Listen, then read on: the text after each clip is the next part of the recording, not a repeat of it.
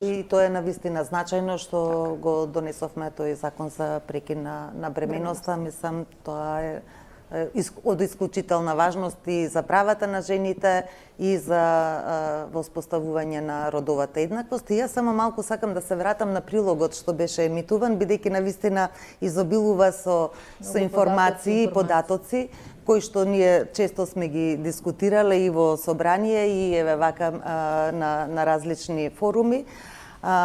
Уште само би сакала да надополнам дека точно кога во истражувањата кои лоцираат која е причината зошто жените не се вклучуваат активно на пазарот на труд, точно е најголем број од жените велат дека причините се грижата во семејството, за децата, за повозрастните лица и за потомството, лицата со попреченост. Значи, тоа се клучните фактори кои што ги одвраќаат жените да бидат активно вклучени на пазарот на труд и затоа се овие бројки со вистина ниско, се уште ниско активно учество на жените на пазарот на труд. И во тој контекст, она што во изминатите 3 години се спроведува, со зголемување на бројот на градинките, со проширување на капацитетите и зголемен опфат генерално на децата во градинките, е клучно во она што го велиме балансот помеѓу приватниот и професионалниот живот на жената.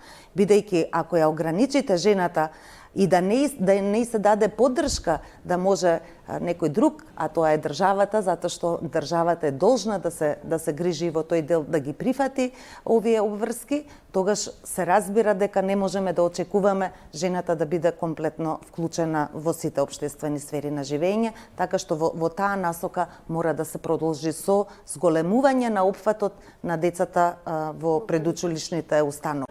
Ако ме прашувате во тој дел, јас се залагам за воведување на задолжително родителско отсуство во кое што ќе бидат вклучени и мажите.